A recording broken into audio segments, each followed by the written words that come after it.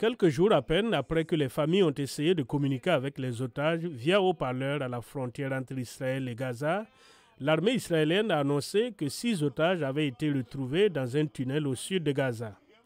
Parmi les otages assassinés figurait Horst Goldberg Polin, qui possédait la double nationalité américaine et israélienne.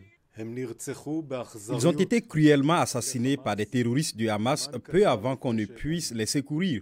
Ils ont été enlevés vivants le matin du 7 octobre par l'organisation terroriste du Hamas.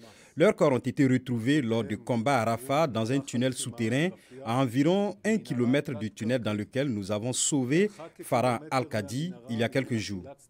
La presse israélienne affirme que le sauvetage a peut-être incité le Hamas à tuer les 6 otages, craignant que les soldats israéliens ne se rapprochent.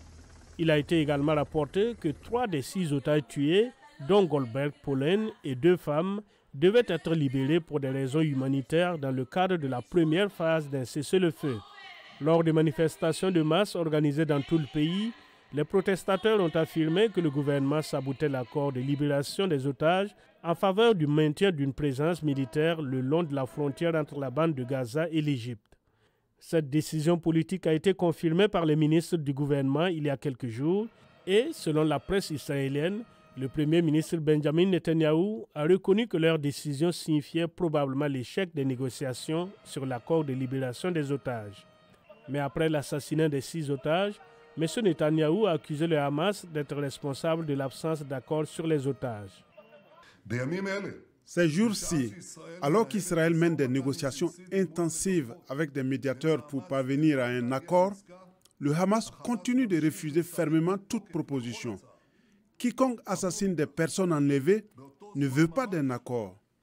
Les sondages montrent qu'une majorité du public israélien soutient un accord de cessez-le-feu comme le seul moyen de libérer les otages, même si le Hamas n'est pas complètement détruit, selon Gerson Baskin, un négociateur israélien de longue date avec le Hamas.